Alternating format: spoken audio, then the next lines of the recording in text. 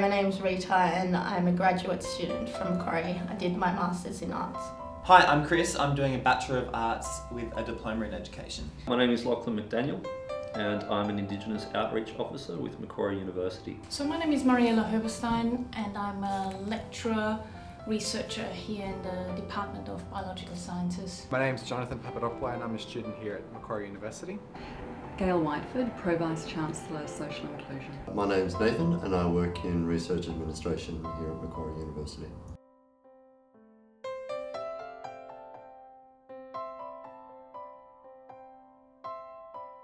My father is gay.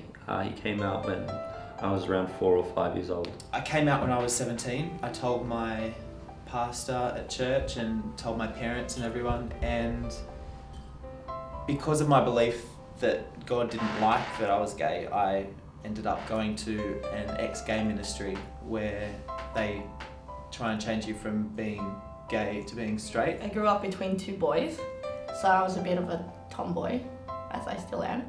And I guess I always knew that I wasn't like my sister, who was really girly and she did the whole makeup and the dress thing, and I was very rough and tumble. When I went through 4 years at an undergraduate degree, I was oblivious to any issues of diversity at all, to be honest. The fact that my father's gay has absolutely no bearing on my relationship with him or really growing up. Had a lot of issues, I struggled. I went through a bit of depression during high school. It was very difficult. I was bullied quite heavily at school. So I suppose I grew up in a family that valued strong-minded people going their own way, and that really helped me to express my own way, both in terms of my sexuality but also in terms of the kind of work that I do. I didn't realise that I was gay until I was in my early 20s, until I went to university. And I grew up in a fairly positive environment.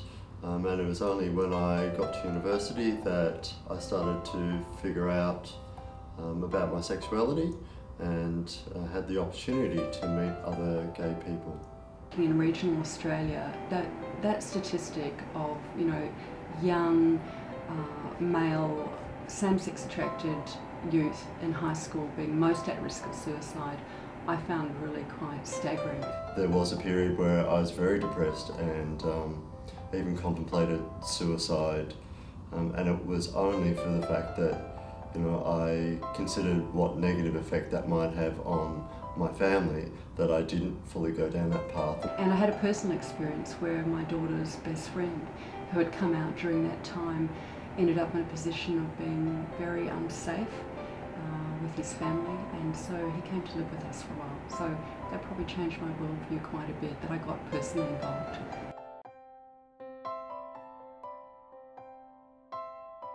It was really scary at first, and it was exciting as well to have this secret that only I knew and to share it with other people, and it was liberating. I came out probably in my 20s, my early 20s, and it was more like, well, I feel like it was right for me. So the way I did it was actually through email. It was exciting at first. It was very exciting because I found there was a lot of support amongst my friends, and my family, accepted it too. I kind of just went, well, this is the way I am, and if you like it, then you like it. If you don't, you don't. But I actually got pretty good response to it. So, they sent me back emails, or they talked to me face to face, and yeah, I was really surprised by the response. It was a great period of my life in terms of feeling much freer and much more able to be a whole person, and I hadn't even realised I wasn't a whole person until after the coming out process. Things like the Ally program have made a very big difference to the culture at Macquarie as well. We now know there are people who are not just accepting and celebrating diversity, but become active champions, and I think that's the changing of the culture that we've hoped to see, and I think we're getting there.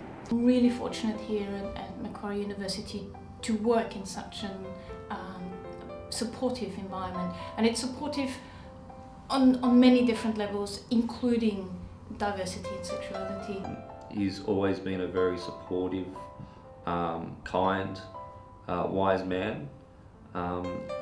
So it hasn't changed anything. I'm lucky to have my father. I have a lot of support from my immediate family, especially my brother and my auntie herself, who is bisexual and has been out in the LGBT community all her life.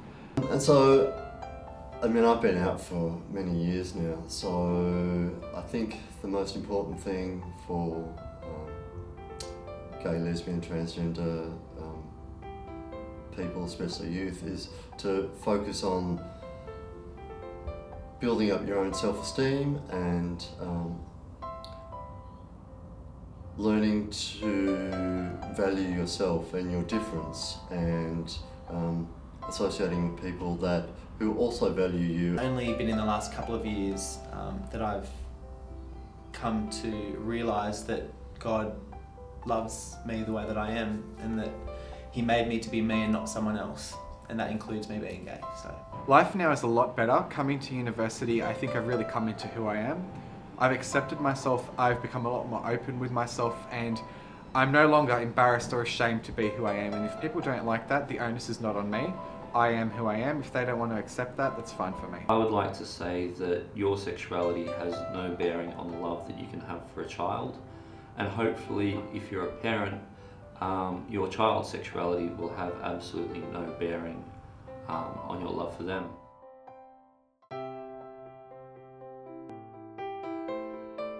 I want to address the people who feel like they're in a position of a lot of struggle and they feel like there's no way out and that this is going to be the rest of their life, which isn't true.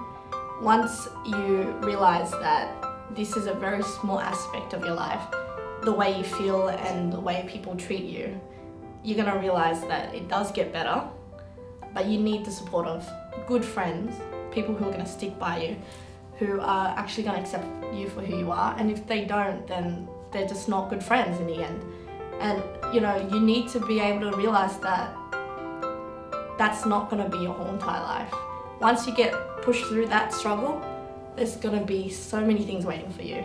Great life, great friends, and happiness, you know, and you've got to be happy with who you are, and that's more important than anything else, and that will shine through, and yeah, it will get better. My message to people out there is that you're not the only one out there. There are so many people like us. We're a huge community, and the best thing you can do is learn to accept yourself and find other people out there. For every one person that rejects you, there's another 10 people that will love you and accept you for who you are. Take your time to get there, understand who you are, find out who you are, and once you're there, your conviction convinces everyone else that this is the right path for you. So after that, it just becomes fabulous. It definitely gets better. I am living proof of that. I'm no longer depressed. I have a happy life. I've had good relationships with my family and my friends, and I can be who I am and comfortably do that. Ultimately, it does get better. The more you build up your own self-esteem, the more you build up people around you who love you and support you, the better it does get. And yes, it certainly does get better. sometimes life can be tough, and you know, sometimes you're going to feel like there's no support out there, but you need to know that there is, and that there are people that love you, and that God loves you the way that you are, and you know that it does actually get heaps better.